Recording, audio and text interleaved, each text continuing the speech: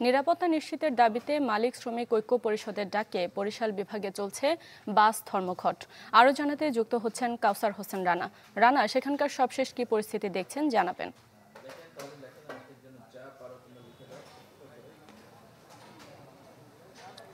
হ্যাঁ, ঘটনা সকাল ৬টায় এই গতকালকের ঘটনার পর আজ সকাল ৬টা থেকে বাস ধর্মঘট পালন করছে বরিশালের বাস শ্রমিক ঐক্য পরিষদ।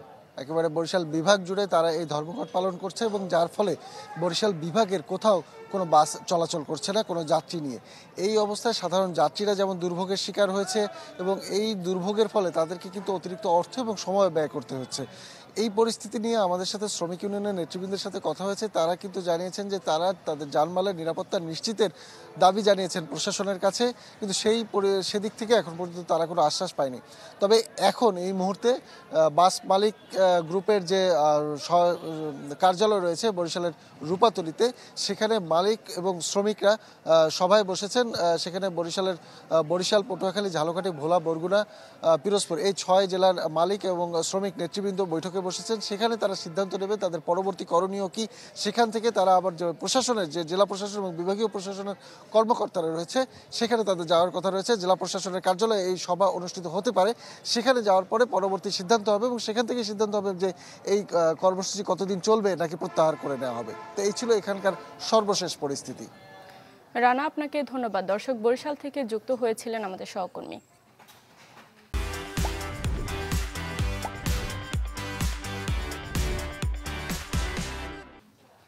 এদিকে ভোলায় বাস টার্মিনালে আধিপত্যের জেরে ফের সংঘর্ষ হয়েছে বাস শ্রমিক ও সিএনজি চালকদের।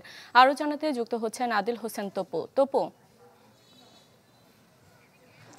শারমিন, গতকাল রাতভর সিএনজি চালক এবং একসঙ্গে বাস শ্রমিকদের সংঘর্ষের পরে পরিস্থিতি কিছুটা রাতভর স্বাভাবিক হলো। দিনের শুরুতে কিন্তু আবারও সেই সংঘর্ষ বাধে।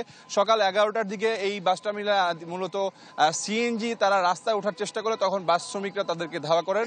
অপরদিকে সিএনজি যারা শ্রমিক রয়েছে তারাও ধাওয়া করেন। মূলত ধাওয়া পাল্টা দেওয়ার মধ্যে দিনের শুরুটি হয় এবং এই ঘটনায় দিনে আজকে কিন্তু 5টি সিএনজি মূলত পুড়ে যায়, পাশাপাশি দুটি বাস পুড়ে যায়। এছাড়াও বেশ কয়েকটি বাস ভাঙচুর হয়েছে এবং সিএনজি ভাঙচুর হয়েছে। আমি যেই পয়েন্টটিতে আছি মূলত এই ডিপো স্ট্যান্ডটি নিয়ে কিন্তু এই সংঘর্ষের সূত্রপাত।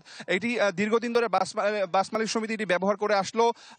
মাঝখান দিয়ে কিন্তু এটি সিএনজিদের জন্য বরাদ্দ দেওয়া হয় এবং সেটি তারা দীর্ঘদিন ধরে এখানে রাখছিল এবং তাই সেটি রাখার ফলে বাসের যে রাখার তাদের জায়গা সংকুলন হচ্ছিল না এবং এটি নিয়েই পৌরসভাকে বলার পরে পৌরসভা এইটি পরবর্তীতে এটি বলছিলেন যে বাস মালিকদেরকে তারা বুঝিয়ে দিয়েছেন এবং সেটি বুঝিয়ে দেওয়ার পরবর্তীতে গতকাল বিকাল থেকে কিন্তু এই সংঘর্ষ শুরু হয় এবং এখান থেকে যতগুলো সিএনজি ছিল সেগুলোকে সরে যেতে বলে, কিন্তু তারা সরে না যাওয়ার পরই কিন্তু দুই পক্ষের মধ্যে এই সংঘর্ষবাদ এবং এই ঘটনা কিন্তু প্রায় 20 জনের মতো আহত হয়েছে এবং পরিস্থিতি এখন পর্যন্ত স্বাভাবিক রয়েছে।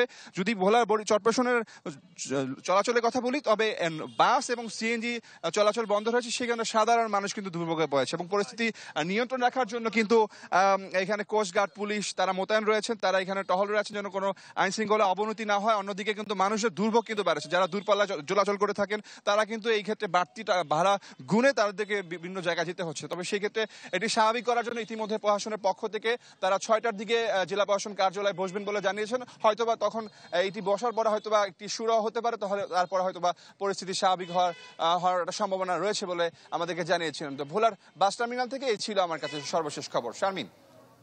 তপু, ধন্যবাদ আপনাকে। দর্শক, ভোলা থেকে যুক্ত হয়েছিলেন আমাদের সহকর্মী।